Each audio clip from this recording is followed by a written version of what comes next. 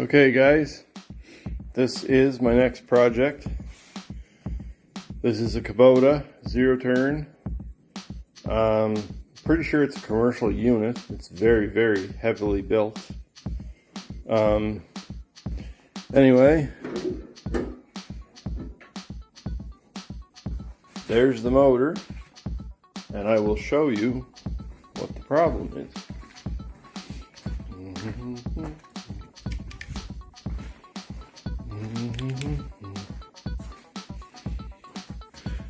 So, if we look in here, that hole is not supposed to be there. So it's got a hole in the block, to put it simply. So it's toast. Like, it's toast. There's not even worth saving it. I priced a new block and it was like $2,600 for a new block for this particular engine. And that's the, I don't know if you can see that. It says Kubota 20 horsepower overhead valve. It's probably a good engine in its day. This unit's saying on the meter that it has what is this? It's 20. Yeah, it's 2,300 hours, roughly, almost 2,400 hours, which really isn't a lot for these commercial machines. So, we're going to pull this engine out. And we're going to try and fit this engine in. It's a little bit bigger. I think that's a 20 horsepower. And this is a 713cc, I believe. So I think that equates to about 23 horsepower, maybe, around there. Which should be plenty of power to run this machine. So I will have to probably do a little bit of reconfiguring to get everything to work right, but this engine here only cost me $1,000. It was actually about $1,200 at Princess Auto. They were on sale, so I waited for them to go on sale. And when they did, I went and I picked one up. So we're going to try and put that engine in this Kubota. And I believe too, while I'm at it, I'm going to do a total paint restoration on the whole thing too. I want to fix up this fender. This fender here's got a crack in it, as you can see. So I'm thinking fix that fender up and probably some new paint. Definitely need a new seat. As you can see, that seat is toast. But yeah, we're gonna try and restore this back to, I'll just say, better condition than it is now. I'm not sure how far I'll go with it, but I think it's worth saving. It's probably, I'm guessing, in the condition it is, if I had a good engine in it, I think I could probably get $3,000 for this, maybe $3,500, if I paint it and fix it all up. make it look fairly new, put a new seat on it, stuff like that. I'm thinking should be able to get maybe $4,500 for it. But we'll see. I don't even know if I'm going to sell it. I may end up keeping it. Me and my wife talked about getting a zero turn anyway, so this might be it. I don't know. Or I might fix it up, sell it, and then buy something else, or a newer one. I don't know. So we'll see. I don't have much into it right now. I paid $500 for the zero turn the way it is, and $1,200 for that motor. So about $1,700 into it. I'm hoping by the time I'm all done, I'll have no more than about 2 into it. But we'll see. We'll see how we get along. That's a brand new starter came on it too. That's a brand spanking new starter.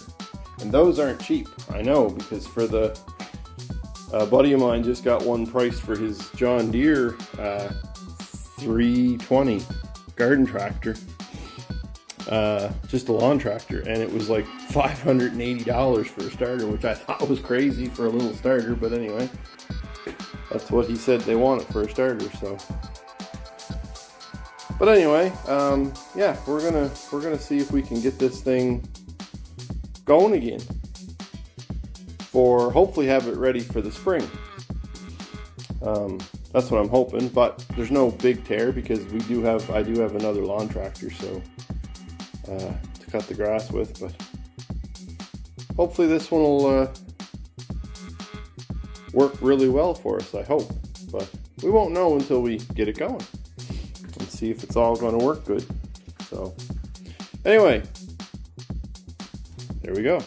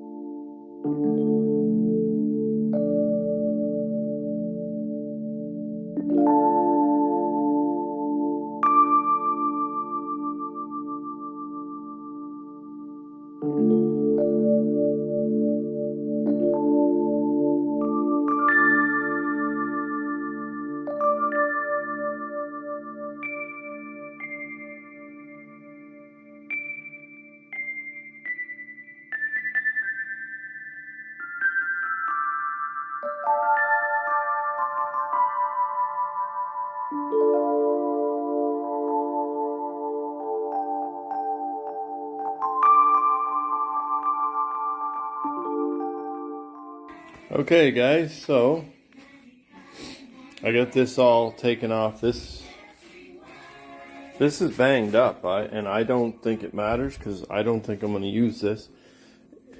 You can see there at the bottom. That's how I pulled it out of the box. So, anyway, I don't think I'm going to end up using most of the bottom of that anyway. I think that goes on something like that.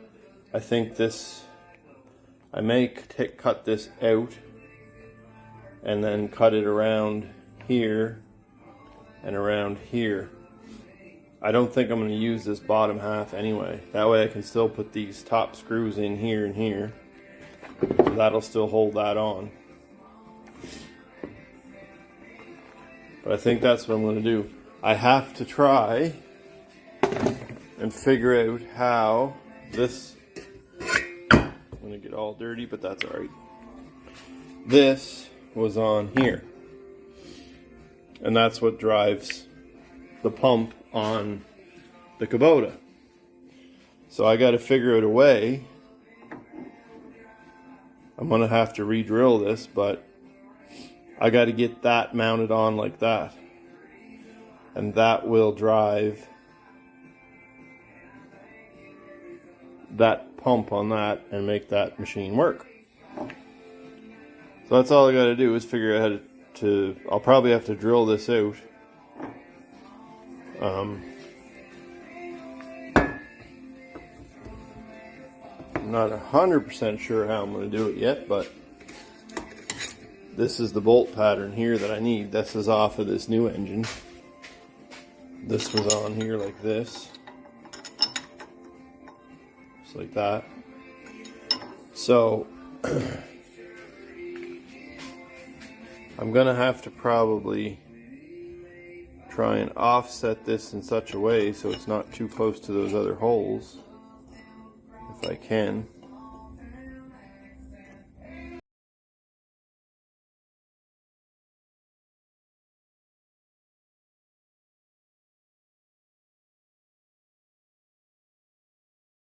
Anyway, I think it can be done, but it's going to be fun. But basically that's what I got to do, is re-drill that out. Or either that, or I got to find an actual one of these that is a three bolt that will bolt to this.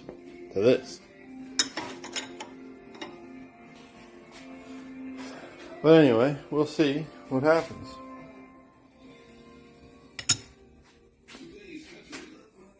Yeah. And I don't even think I need this in there, actually. This was in there, but I don't think I need that on there. Anyway. Well, there is spots for it. Oh yeah, that goes in like that. It must go a certain way. Goes this way. Maybe. Like that.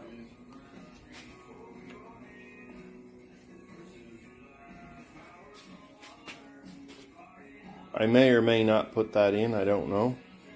I don't really need it, but it would help keep stuff cool, I suppose.